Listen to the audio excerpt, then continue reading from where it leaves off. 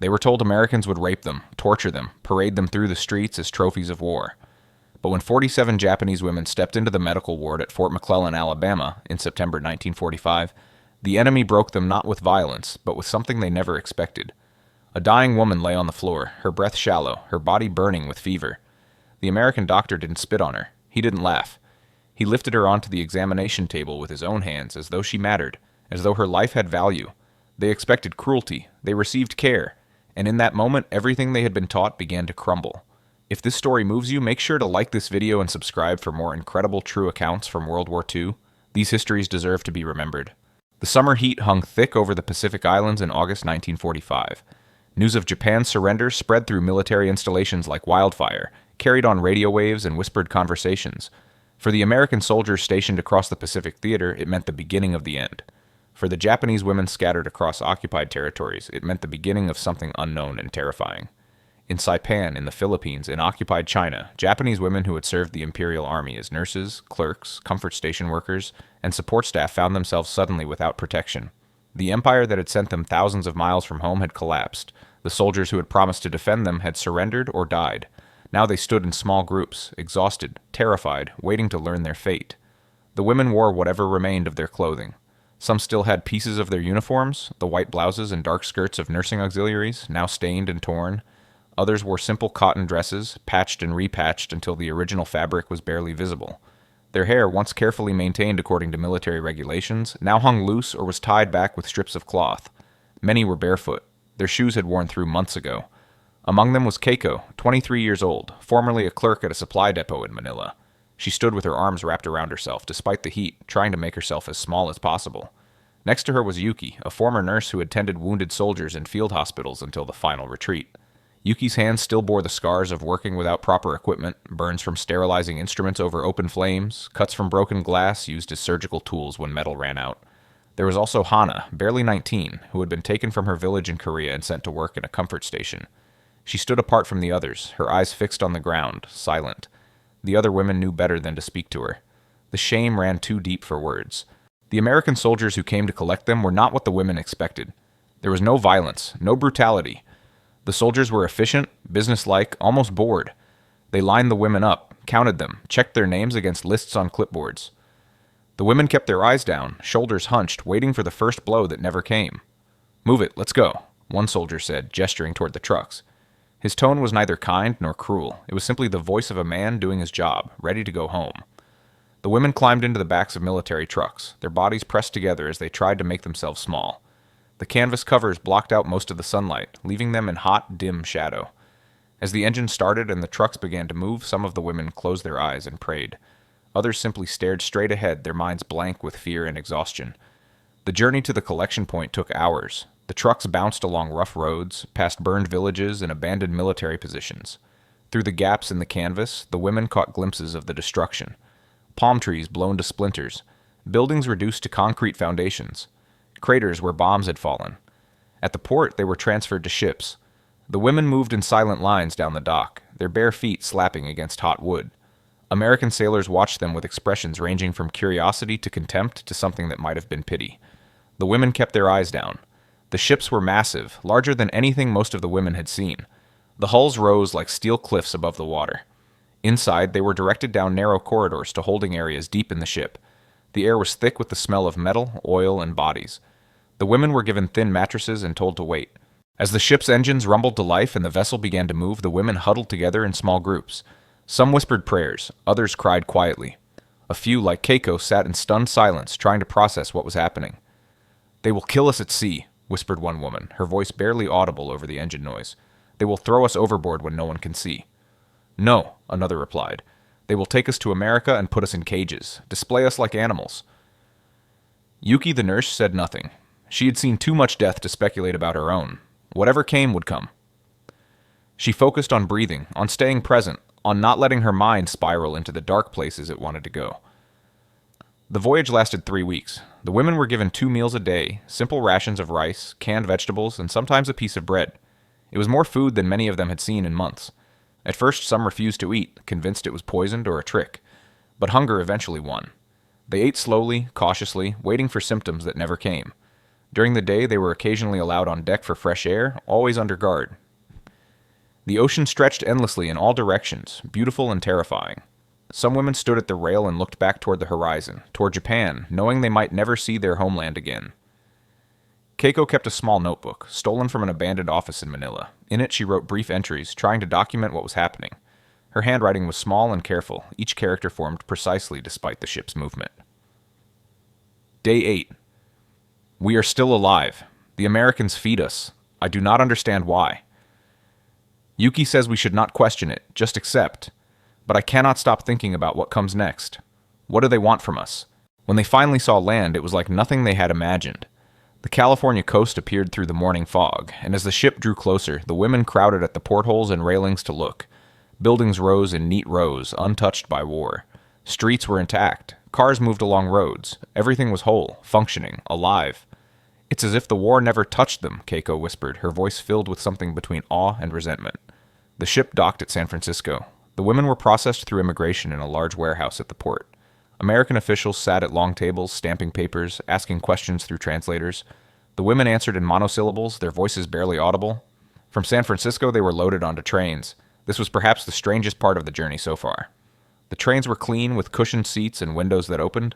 The women sat stiffly, afraid to touch anything, convinced this comfort was somehow a trap. The train traveled east for days. Through the windows, the women watched America roll past. Mountains gave way to deserts, then plains, then forests. They saw towns and cities, farms and factories, all untouched by bombs.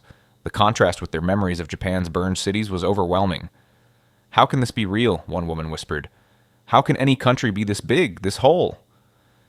Yuki stared out the window, her medical mind cataloging what she saw. Clean streets, healthy children playing, buildings with intact roofs. She thought of the field hospital she had worked in, where they amputated limbs without anesthesia and prayed that infection wouldn't kill the patient before blood loss did. She thought of the families huddled in bomb shelters, eating grass and bark to survive. And here was the enemy, living in abundance.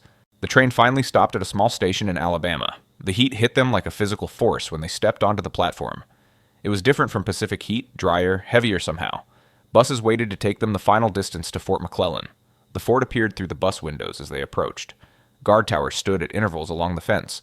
Barracks stretched in orderly rows. American soldiers moved about their duties.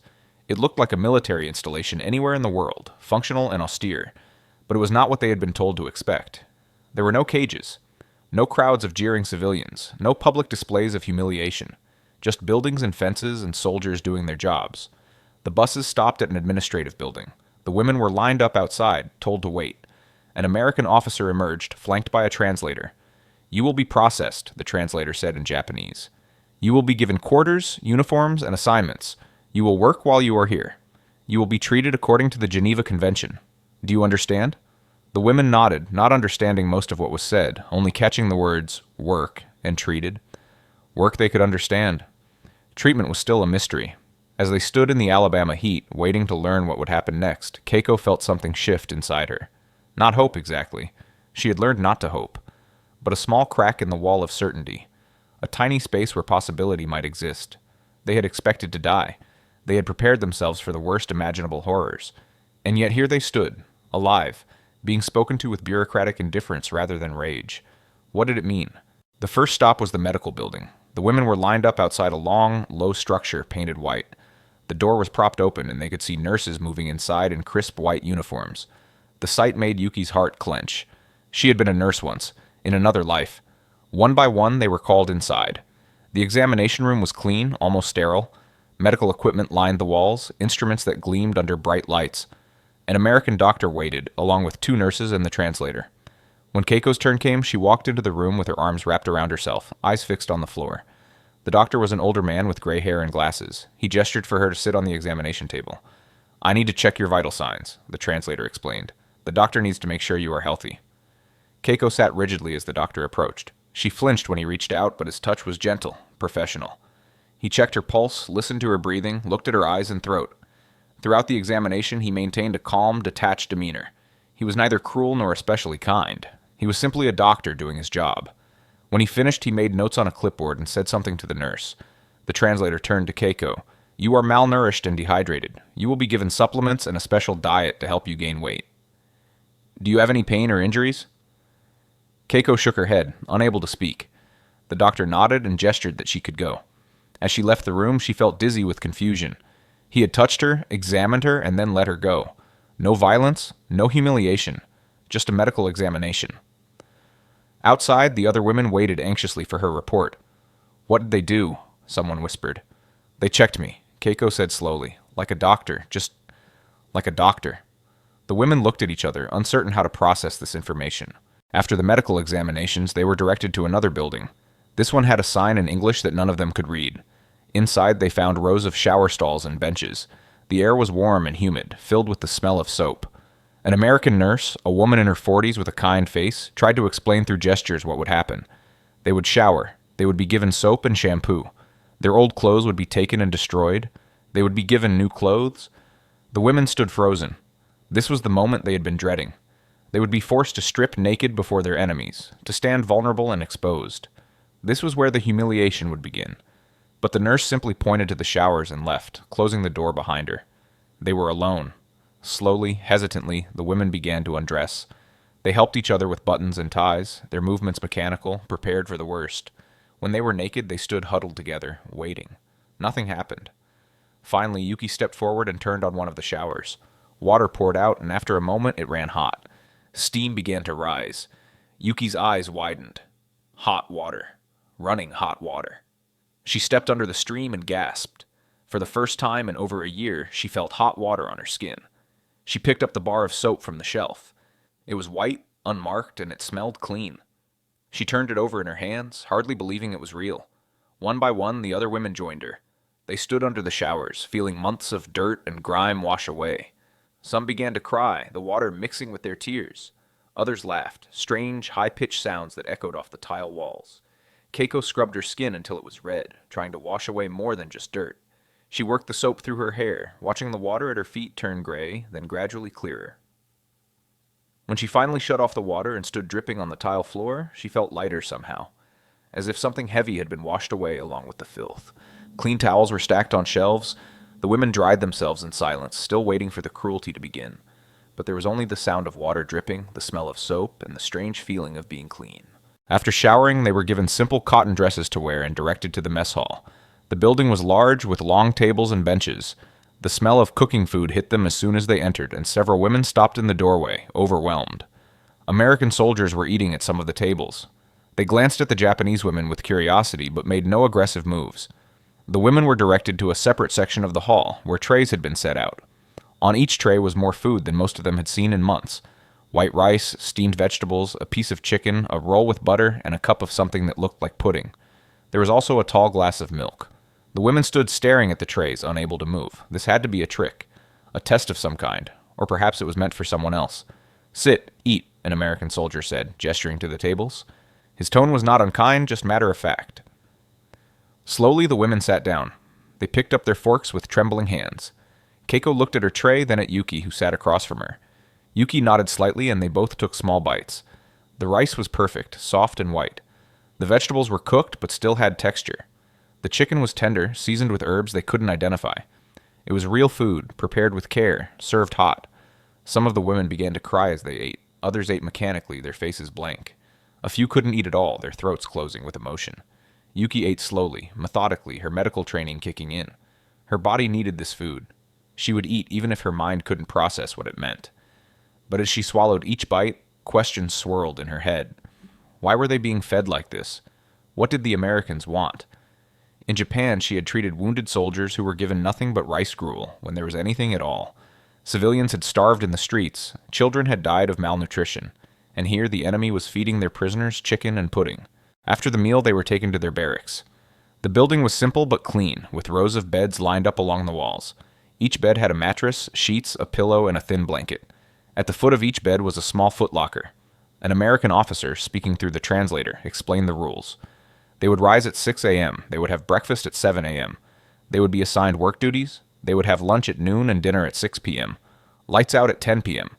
They were not to leave their designated areas without permission. They were to obey all orders from American personnel. The women listened in silence, trying to absorb this information. It sounded like military routine, structured and orderly. It did not sound like punishment. When the officer left, the women explored their new quarters cautiously. Keiko sat on her assigned bed and tested the mattress. It was thin but clean, softer than anything she had slept on in over a year. She touched the sheets, white cotton, slightly rough but whole. No tears, no patches. That night, lying in the dark barracks listening to the sounds of other women breathing, crying softly or whispering prayers, Keiko took out her notebook and wrote by the light from the window. They gave us food, hot water, clean beds. I do not understand. We were told they would torture us, rape us, kill us. Instead, they treat us like... I cannot finish this sentence. I do not know what to call this. It is not kindness. They are not our friends. But it is not cruelty either. What is happening here? She put the notebook away and lay down, pulling the blanket up to her chin. Outside, crickets sang in the Alabama night. Inside, the sound of quiet weeping gradually faded into exhausted silence. They had survived the first day. But survival was becoming more confusing than death might have been. The days began to follow a pattern. The wake-up bell rang at 6 a.m. sharp. The women rose from their beds, made them according to military standards they had learned in their previous lives, and filed to the washrooms. There were sinks with running water, toilets that flushed, and mirrors on the walls. Breakfast was served promptly at 7 a.m. Oatmeal, toast, sometimes eggs, always fruit and milk. The women ate in silence, still unable to reconcile the abundance with their expectations of captivity. After breakfast came work assignments. Some women were assigned to the kitchens, helping to prepare meals under the supervision of American cooks. Others went to the laundry, washing and folding linens. A few, including Yuki because of her medical background, were assigned to help in the camp hospital. Keiko was sent to work in the administrative offices, filing papers and sorting mail. It was quiet, repetitive work that gave her too much time to think. She worked alongside American clerks, who mostly ignored her, speaking to each other in English she couldn't understand. The work was not difficult. No one was cruel. The Americans gave instructions, expected them to be followed, and that was all. It was strangely anticlimactic. At lunchtime, they returned to the mess hall. More food, always more food than they could eat. Sandwiches, soup, fruit, cookies. The portions were generous, the quality good. Some women began to gain weight, their faces filling out, color returning to their cheeks. Afternoons meant more work, then a period of free time before dinner. During these hours, the women gathered in small groups in their barracks or outside in the yard, a fenced area where they were allowed to walk and talk. It was in these quiet moments that the real processing began. As the days turned into weeks, the cognitive dissonance grew stronger. The women had been taught all their lives about American brutality. They had heard stories of prisoners tortured, women violated, enemies shown no mercy. The propaganda had been relentless and specific, and yet day after day they were fed, clothed, given medical care, and treated with the casual indifference of military routine. No one beat them. No one starved them. No one raped them. The contradiction gnawed at them constantly. Maybe they are waiting, one woman whispered during their evening gathering. Maybe this is to make us trust them, and then the cruelty will begin. It has been 3 weeks, another replied. How long do they wait? Yuki listened to these conversations but said little. She was struggling with her own questions. In the hospital, she was allowed to assist with patient care. The American doctors and nurses treated her with professional courtesy. They showed her procedures, let her help with bandaging and medication distribution, even asked her opinion on some cases. It was almost like being a real nurse again, almost like having value. But at night, when she returned to the barracks, the guilt crashed over her like a wave. How could she feel satisfied by this work? How could she take pride in helping the enemy? What would her family think if they knew? Letters began to arrive from Japan, filtered through military censors. The women crowded around anyone who received mail, desperate for news from home. What they learned was devastating. Japan was in ruins. Cities had been reduced to ash. Hiroshima and Nagasaki were gone, wiped out by weapons beyond comprehension. Millions were homeless, starving, struggling to survive in the wreckage of the empire. One woman received a letter from her mother. We have nothing. The house is gone. Your father is sick, but there is no medicine. We eat once a day if we are lucky. I am glad you are alive, but I cannot imagine where you are or what has happened to you. Please come home if you can. The woman read this letter aloud to the others, her voice shaking. When she finished, silence filled the barracks. Then someone asked the question they were all thinking. How can we be here eating 3 meals a day, sleeping in clean beds while they starve? No one had an answer. Despite the overwhelming confusion, small moments began to accumulate. Moments that complicated the simple story of captivity and enemy. One morning, Keiko dropped a stack of files she was carrying in the office. Papers scattered across the floor. She dropped to her knees, frantically trying to gather them, expecting punishment. An American clerk knelt down beside her and helped, collecting papers without comment. When they stood up, the clerk gave her a small nod and went back to his desk. It was nothing. It was everything. In the hospital, Yuki watched an American doctor spend 30 minutes carefully setting the broken arm of a German prisoner, taking care to minimize pain, explaining each step even though the prisoner couldn't understand the words. The doctor's gentleness, his focus, his clear desire to heal rather than harm, it shook something loose in Yuki's chest. One evening during their outdoor time, a guard tossed a baseball to a group of women standing near the fence. They stared at it, confused. He made throwing motions, encouraging them to throw it back. Cautiously, one woman picked it up and tossed it toward him. He caught it and threw it back. A little game of catch that broke some invisible barrier. Soon several women were playing, laughing nervously at their own clumsiness. The guard smiled, patient, showing them how to throw. It lasted only a few minutes before he was called away, but those minutes lingered in their minds for days. Keiko wrote about it in her notebook. Today we played. I do not remember the last time I played anything. It felt wrong to laugh. It felt good to laugh. I do not know how to hold both truths at once. 6 weeks into their captivity, they learned about the canteen. It was a small store on the base where they could purchase items with camp script, tokens they earned for their work. The women were given a small allowance each week, and they could spend it on personal items. When they first entered the canteen, they stopped in the doorway, stunned. Shelves held chocolate bars, cigarettes, writing paper, pencils, toothpaste, soap, even small bottles of perfume. There were magazines, candies, needles and thread, hair ribbons. It was abundance beyond comprehension. Keiko stood before a shelf of chocolate bars, her hand hovering but not touching.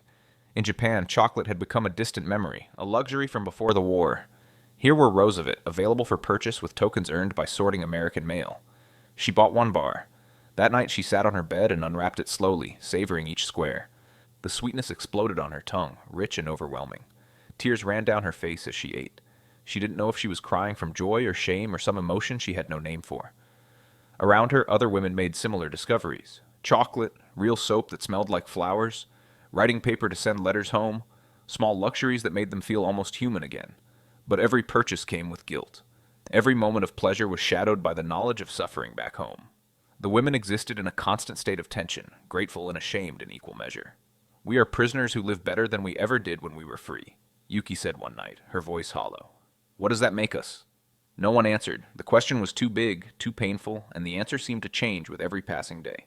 2 months into captivity, the internal struggles became impossible to ignore. The women had settled into routine, but routine brought no peace. Instead, it gave them time to think, to question, to confront the collapse of everything they had been taught. Keiko found herself having imaginary conversations with her father. He had been a loyal supporter of the empire, had sent her off to work for the military with pride. What would he say if he saw her now, filing American papers, eating American food, sleeping peacefully in an American camp? Would he be ashamed? Would he understand? Could she even explain it to him? She wrote in her notebook, "I was raised to believe in the superiority of our people, our cause, our destiny. I was told the Americans were demons, less than human, incapable of honor or mercy. Every day here proves those teachings were lies. But if that was a lie, what else was? How much of my life was built on deception?" Yuki struggled differently. Her medical training had always emphasized evidence, observation, empirical truth. Now that training was forcing her to acknowledge what she saw every day in the hospital. The American medical system was efficient, well-supplied, and dedicated to healing. The doctors and nurses worked with skill and care. They treated prisoners with the same attention they gave their own soldiers. The supplies were abundant, the equipment modern, the procedures effective. Everything she had been told about American backwardness and barbarism was demonstrably false. One day she helped treat a German prisoner who had attempted suicide. The American doctor worked for over an hour to stabilize him, using resources and time to save the life of a man who had fought against America. Afterwards, sitting in the break room, the doctor explained to Yuki through the translator, "He's a human being." The doctor said simply, "That's all that matters in here. Whatever he did out there, in here, he's just a patient who needs help." Yuki thought about this for days, the radical simplicity of it. The revolutionary idea that a person's humanity could transcend their nationality, their actions, their allegiances. In Japan, she had watched wounded soldiers being left to die because resources were scarce, and some lives were deemed more valuable than others. She had seen prisoners executed rather than treated. She had participated in a system that ranked human worth. And here was an enemy doctor who apparently didn't. The women began talking more openly about their confusion. At night after lights out, whispered conversations traveled through the dark barracks. "Do you think our government lied to us?" someone asked. "Not lied," another replied carefully. "Maybe they didn't know. Maybe they believed it themselves. Or maybe," a third voice said quietly, "they knew exactly what they were doing. Maybe the lies were necessary to keep us fighting." These conversations were dangerous, treasonous even. But here in this strange liminal space, thousands of miles from home and everything they knew, the women found they could speak truths they had never dared voice before. Not everyone participated. Some women clung fiercely to their old beliefs, insisting that American kindness was manipulation, that punishment would come eventually, that loyalty to the emperor was still paramount. These women kept to themselves, eating their meals in silence, refusing to engage with the contradictions. But others, like Keiko and Yuki, found they couldn't look away from the evidence before them. The cognitive dissonance was painful, but it was also clarifying. Each day forced them to choose, believe their own eyes or cling to propaganda that made less sense with every passing hour. 3 months in, something shifted. The women began to recognize a disturbing truth. America's greatest weapon was not its bombs or its armies. It was this: the food, the medicine, the casual assumption that even prisoners deserved basic dignity. By treating them humanely, America was demonstrating the bankruptcy of everything they had been taught. Every meal was an indictment. Every clean bed was evidence of empire's failure. Every moment of decent treatment undermined the entire ideological structure they had built their lives around. Keiko articulated it one evening, speaking to a small group gathered in the yard. "They don't need to torture us," she said slowly. "The kindness is more effective. How can we believe we were fighting for civilization against barbarians when the barbarians give us chocolate and the civilization let our families starve?" The silence that followed was heavy with recognition. She had spoken what they all felt. Yuki added, "In the hospital, I see American values every day. They spend resources to heal. They treat all patients equally.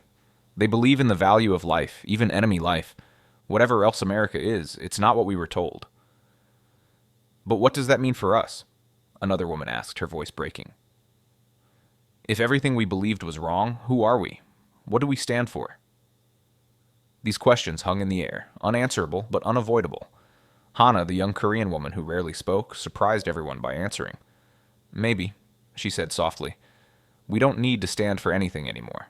Maybe we just need to survive, to learn, to remember." Her words carried a weight that silenced further discussion. Survive, learn, remember. Perhaps that was enough. As the women spent more time in the camp, they began to observe American culture more closely. They saw things that both fascinated and confused them. The Americans seemed to have no shame about displaying affection. Soldiers kissed their girlfriends goodbye openly. People hugged casually. There was a physical ease that felt foreign to women raised in a culture of formality and restraint. The Americans also seemed obsessed with efficiency and fairness. Everything was scheduled, organized, distributed according to rules. Even the prisoners had rights, written down and enforced. It was a system, impersonal perhaps, but consistent. One day, Keiko witnessed an argument between an American private and a sergeant. The private was angry about something, and he spoke to the sergeant with a directness that would have been unthinkable in the Japanese military. The sergeant listened, then explained his decision. The private didn't agree, but he saluted and followed orders. Keiko was stunned. A subordinate had questioned a superior, and instead of punishment, there had been discussion. The hierarchy existed, but it seemed less absolute, less brutal. She mentioned this to Yuki later. Yuki nodded thoughtfully. "I've noticed that too. In the hospital, the nurses question the doctors sometimes. Not disrespectfully, but they ask why and expect answers. It's like everyone is expected to think, not just obey." These observations accumulated, building a picture of a society fundamentally different from their own. Not better or worse, necessarily, but operating on different principles. Principles that seemed to value individual worth alongside collective goals. It was disorienting. Everything they had been taught said their way was superior, but the evidence suggested something more complicated.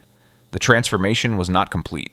Many women still struggled, still clung to old beliefs, still hoped to return to Japan and resume their previous lives. But cracks had formed in the foundation. Questions had been asked that couldn't be unasked, and in those cracks something new was beginning to grow.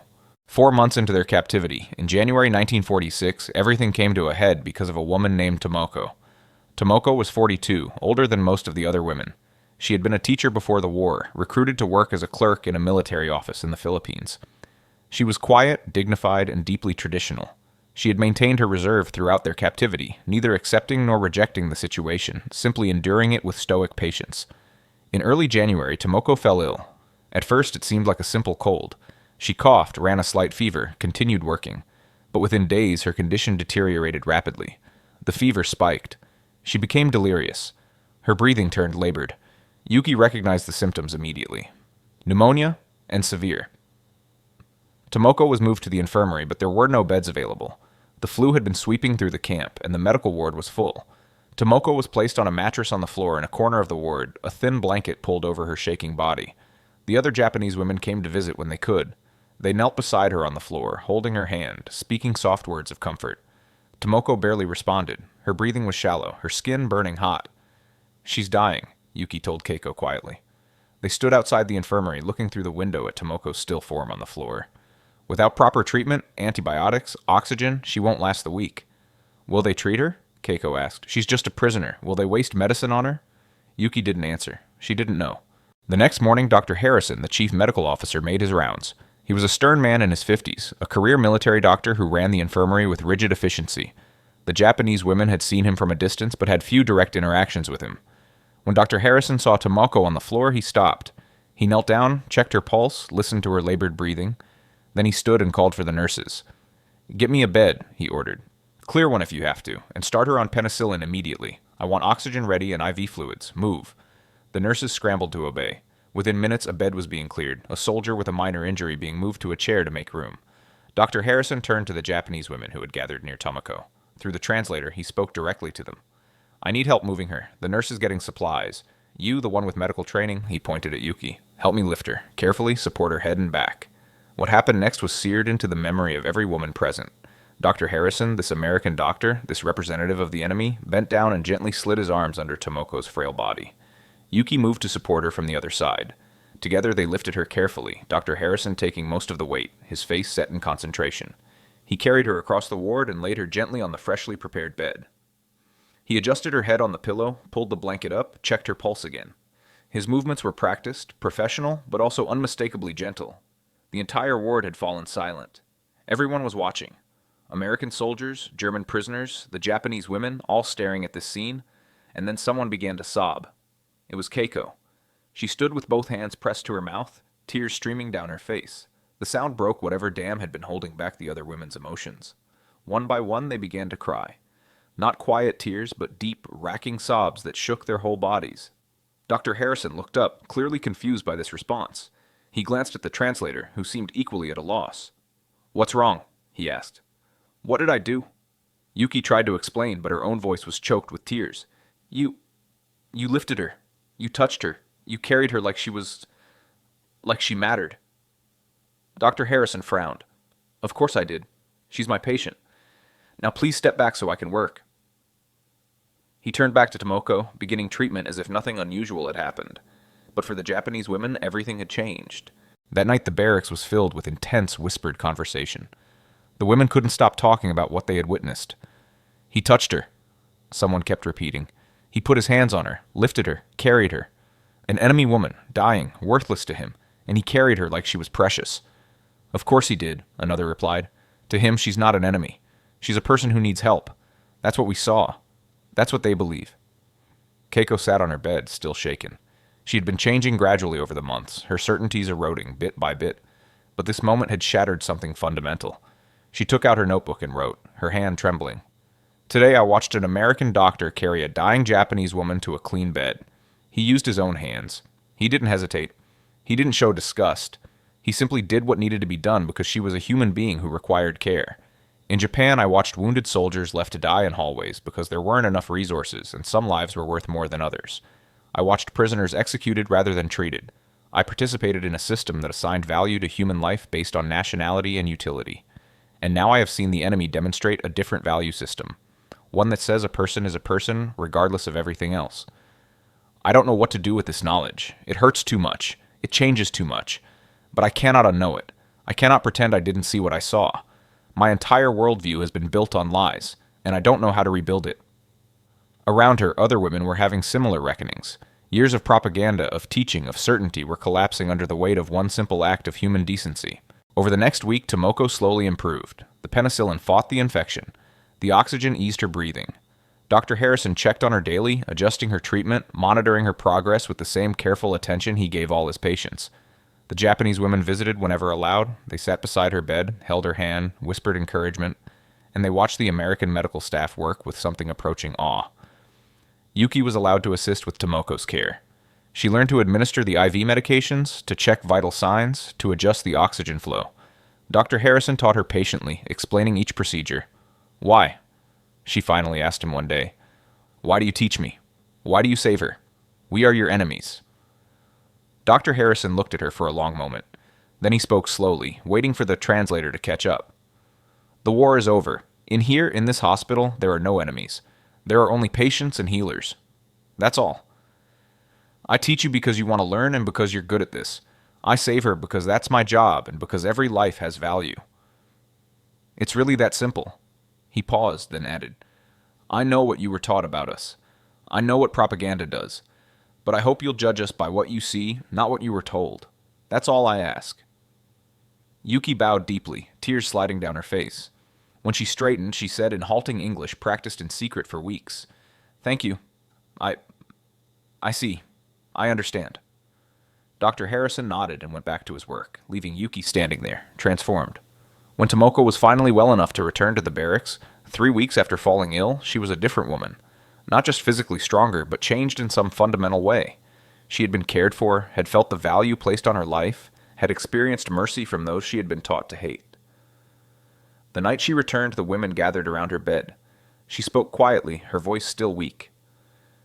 "When I was lying on that floor, burning with fever, I prayed for death," she said. "I thought it would be easier. But he picked me up. He carried me as though I weighed nothing, as though I mattered. And in that moment I understood that I had been wrong about everything." She looked around at the women, tears in her eyes. "We were told we were superior, that our way was the only way, that the enemy was less than human. But I have been shown more humanity by the enemy than I ever received from those who claimed to care for me. What does that mean? What do we do with that truth?" The women had no answers, but they didn't need answers anymore. They needed to acknowledge what had happened, to bear witness to their transformation, to accept that they could never go back to who they had been before. The war was over, but for these women a new kind of battle had just begun.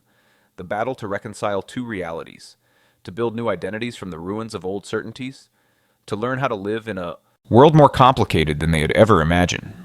The months following Tomoko's recovery were different. The women continued their routines, continued their work, continued living in the strange space between captivity and care, but something fundamental had shifted. They no longer spent their energy waiting for cruelty to begin. They accepted that this was how it would be. Meals, work, medical care, small freedoms. They were prisoners, yes, but treated with a baseline of dignity that contradicted everything they had been taught to expect. Keiko became more proficient at her office work. She learned some English, enough to understand basic instructions and even make small talk with the American clerks. One of them, a young woman named Betty, began bringing her magazines, teaching her American idioms, treating her like a colleague rather than an enemy. "You know," Betty said one day, "you're not what I expected. When they told us we'd be working with Japanese prisoners, I don't know what I thought. But you're just people. Just women trying to get through this." Keiko smiled sadly. "Yes, just people. We are learning this too." Yuki continued working in the hospital, her skills improving daily under Dr. Harrison's tutelage. She was trusted with more responsibilities, allowed to work more independently. The other nurses accepted her presence, even sought her opinion on some cases. It felt like being a real nurse again. It felt like having purpose. But the guilt never fully disappeared. Every moment of satisfaction was shadowed by thoughts of home, of family suffering while she lived in relative comfort. The contradiction was inescapable. In the spring of 1946, news came that they would be returned to Japan. The announcement caused mixed reactions among the women. Relief, certainly, the prospect of reuniting with families, of going home. But also fear. What would they find? What would they return to? And underneath those practical concerns ran a deeper anxiety. How would they explain what had happened to them? How would they describe their treatment? Would they be believed? Would they be condemned for adapting, for surviving, for working alongside the enemy? "I'm afraid to go back," Keiko admitted one night. "Not because I want to stay here, but because I don't know who I am anymore. The person who left Japan doesn't exist. The person going back is someone different." Many women shared this feeling. They had been changed by this experience in ways they couldn't fully articulate. They had seen their enemies be more humane than their own leaders. They had received mercy when they expected cruelty. They had learned that the world was more complex than propaganda allowed. How do you return to simplicity after complexity? How do you unknow what you've learned? The last week at Fort McClellan was strange. The women packed their few belongings, said goodbye to the places that had become familiar. The barracks that had sheltered them, the mess hall where they had learned to eat without fear, the offices and workspaces where they had found purpose. Some of the American staff seemed genuinely sorry to see them go. Betty gave Keiko a small photo of them together, taken one afternoon in the office. "Remember me," Betty said. "Remember that we can be friends, even after everything." Dr. Harrison called Yuki into his office on her last day. He handed her a letter of recommendation, written in English.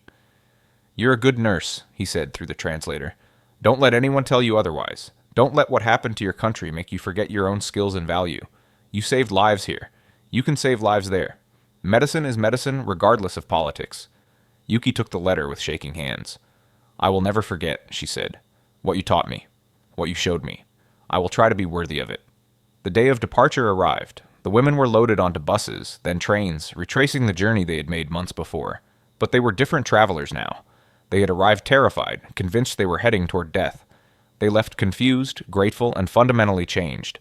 The ship that took them back to Japan was crowded with returning prisoners and displaced persons. The women stayed together, a unit bound by shared experience. They talked endlessly about what they would find, what they would say, how they would explain. When the Japanese coast finally appeared on the horizon, many women began to cry. Home. After everything, they were going home. But the Japan they returned to was unrecognizable. The ship docked at Yokohama, and the women stared in horror at what had become of their country. Entire neighborhoods were gone, reduced to ash and rubble. Survivors moved through the ruins like ghosts, their faces hollow with hunger and despair. The contrast with America's abundance was obscene. The women had known intellectually that Japan was destroyed. But seeing it, smelling the ash, hearing the silence where cities should have been alive with sound, it broke something in them. They were processed through a repatriation center, given small amounts of money, and released to find their own way home. Many had no homes to return to. Families had been scattered, addresses no longer existed, entire communities had been erased. Keiko searched for 2 weeks before she found her mother, living in a refugee camp on the outskirts of Tokyo. When they finally saw each other, they fell into each other's arms, both crying too hard to speak. Later, when they could talk, her mother asked, "Where were you? What happened?" Keiko tried to explain. "I was in America. I was a prisoner. They treated us well. They gave us food, medicine, work. They didn't hurt us." Her mother stared at her, struggling to understand. "The Americans? They were kind to you?" "Yes," Keiko said quietly. "They were kind, and I don't know how to feel about that. We were enemies. They destroyed our country, but they treated me with more dignity than I had any right to expect." Her mother held her hand tightly. "Then you were lucky," she said finally. "You survived. That's what matters. You can sort out the rest later." Decades passed. The women who had been prisoners at Fort McClellan scattered across rebuilt Japan, making lives for themselves in the new reality. Some never spoke of their experience. Others told carefully edited versions, leaving out the parts that didn't fit the expected narrative. Yuki became a nurse again, working in a Tokyo hospital. She used the skills Dr. Harrison had taught her, implementing American medical procedures, advocating for patient-centered care.